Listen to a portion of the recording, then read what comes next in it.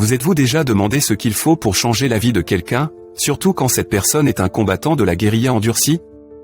Aujourd'hui, nous plongeons dans la vérité choquante derrière le massacre de Lawrence et la transformation incroyable d'un de ses combattants.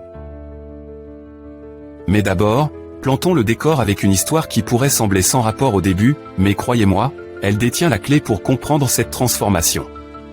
Imaginez ceci, un vieux moulin poussiéreux, un oncle au caractère bien trempé, et une petite fille qui a osé défier les attentes. Ce n'est pas une histoire comme les autres, c'est un récit de pouvoir et de courage inattendu. Darby, alors un jeune garçon, restait figé, observant son oncle s'approcher de la petite fille. Il était persuadé qu'il allait assister à un meurtre. Mais ensuite, quelque chose d'extraordinaire s'est produit. La fille, avec une voix capable de briser du verre, a crié « Et ma maman doit avoir CES 50 centimes ».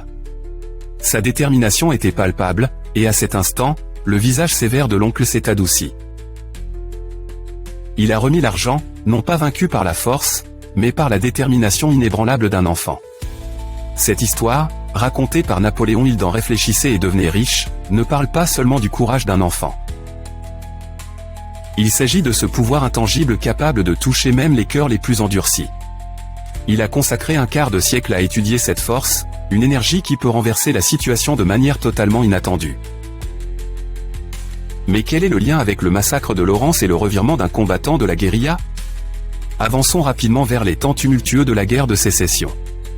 Le massacre de Lawrence, une attaque brutale menée par des guérilleros confédérés, fut l'un des événements les plus sanglants de cette époque. Cela a laissé une cicatrice sur la ville de Lawrence, au Kansas, ainsi que sur la conscience d'un certain combattant de la guérilla. Ce combattant, réputé pour sa brutalité, a vécu une transformation qui a laissé beaucoup de gens perplexes. Qu'est-ce qui pourrait bien transformer l'état d'esprit d'une personne profondément ancrée dans la violence? Pour le comprendre, il nous faut explorer la nature des décisions et le courage nécessaire pour les prendre. Il évoque ces grandes décisions de l'histoire prises en pleine conscience des risques énormes qu'elles comportaient.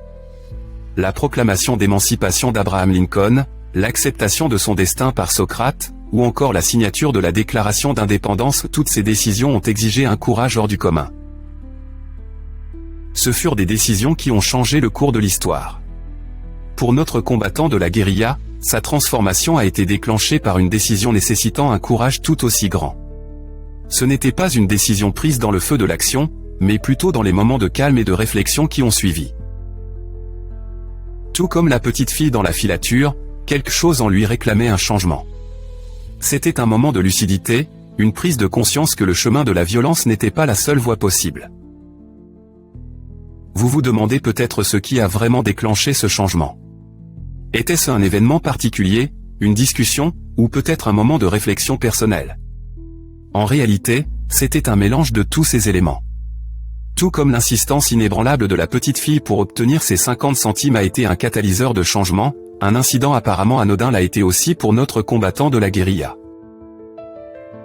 C'était une rencontre avec un civil, un moment de gentillesse inattendue au milieu du chaos de la guerre. Cet acte d'humanité a semé le doute dans son esprit, une question qui résonnait de plus en plus fort chaque jour, n'y a-t-il pas une meilleure voie? Cela nous ramène au concept de pouvoir intangible qu'il explore avec tant de passion. C'est un pouvoir qui réside en chacun de nous, attendant d'être exploité.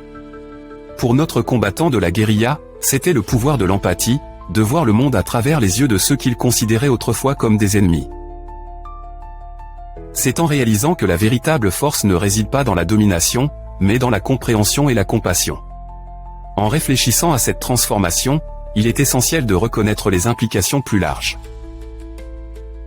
Le massacre de Lawrence et le revirement du combattant de la guérilla nous rappellent que même dans les moments les plus sombres, il y a toujours une lueur d'espoir. Cela nous pousse à réfléchir sur nos propres vies et les choix que nous faisons. Sommes-nous guidés par la peur et la violence, ou puisons-nous dans la force de l'empathie et de la compréhension? Dans le monde d'aujourd'hui, où les divisions et les conflits paraissent souvent insurmontables, les leçons de cette histoire sont plus pertinentes que jamais. Elles nous rappellent que le changement est possible, même pour ceux qui semblent irrécupérables. Il s'agit de trouver le courage de prendre des décisions qui reflètent nos valeurs les plus profondes, et de comprendre que la véritable force vient de l'intérieur. Alors, La prochaine fois que vous vous retrouverez à un carrefour, souvenez-vous de la petite fille dans le moulin et du combattant de la guérilla qui ont osé changer. N'oubliez pas que vous avez en vous le pouvoir de transformer non seulement votre propre vie, mais aussi le monde qui vous entoure.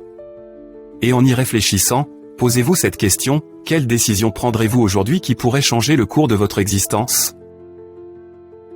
Quel pouvoir étrange allez-vous exploiter pour surmonter les défis qui se dressent devant vous ? Au final, la vérité surprenante derrière le massacre de Lawrence ne se résume pas simplement à un changement d'avis d'un guerriero. C'est l'histoire de la force de l'esprit humain qui s'élève au-dessus des obstacles, qui choisit le courage plutôt que la peur, et qui trouve la rédemption là où on l'attend le moins. C'est une histoire qui continue d'inspirer, nous invitant à regarder au-delà des apparences pour découvrir le pouvoir transformateur qui sommeille en chacun de nous.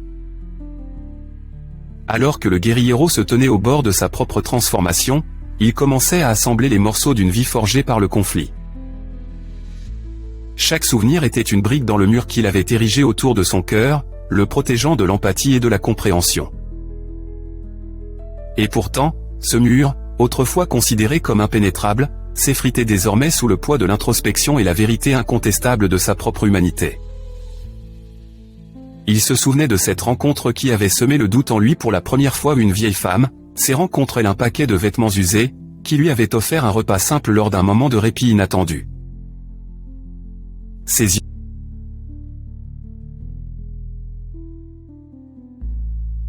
Elle prononçait peu de mots, mais son geste en disait long. Même en temps de guerre, nous devons garder notre humanité à l'esprit.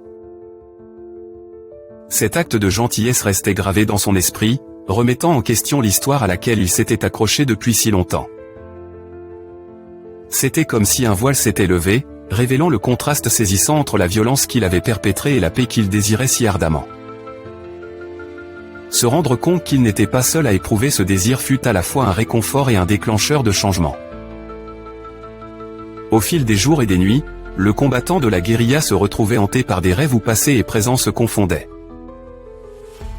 Les visages de ceux qui l'avaient lésé se dressaient devant lui, non pas comme des adversaires, mais comme des âmes sœurs prises dans le tourbillon d'un monde détraqué. Chaque rêve rappelait l'humanité commune qui se cachait sous la surface des conflits. Dans ces moments de solitude, il commençait à saisir la véritable essence du courage. Ce n'était pas l'absence de peur, mais la volonté de l'affronter. C'était le choix de privilégier l'empathie plutôt que l'hostilité, de rechercher la réconciliation au lieu de la vengeance.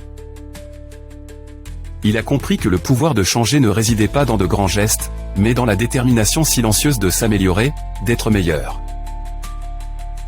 La transformation n'a pas été instantanée, ni facile. C'était un éveil progressif, un processus de désapprentissage et de réapprentissage, de pardon et d'acceptation. Il a commencé à voir ses anciens ennemis comme des alliés dans la quête de la paix, réalisant que leur lutte reflétait les siennes. Au fil de sa transformation, le guerriero est devenu un véritable phare d'espoir pour les autres.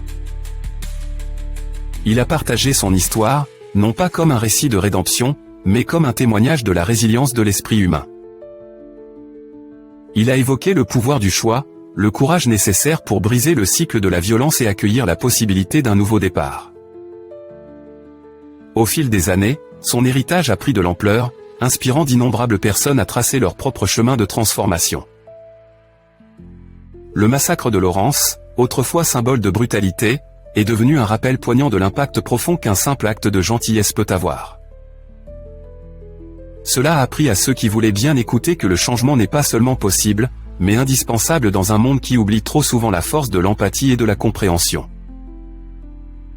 Ainsi, l'histoire du guerriero et de la petite fille dans le moulin a perduré, s'inscrivant dans le tissu même de l'histoire. Il a agi comme un phare, guidant ceux qui se trouvent à la croisée des chemins à choisir le courage plutôt que la peur, l'empathie plutôt que l'inimitié. C'était un appel à l'action, nous incitant chacun à puiser dans cette force étrange et puissante qui sommeille en nous pour bâtir un monde où la compassion l'emporte sur le conflit, où la compréhension ouvre la voie à la paix. Au final, la véritable transformation ne résidait pas seulement dans le cœur d'un homme, mais dans une prise de conscience collective, s'éveillant à la vérité que chacun de nous détient le pouvoir de changer le monde.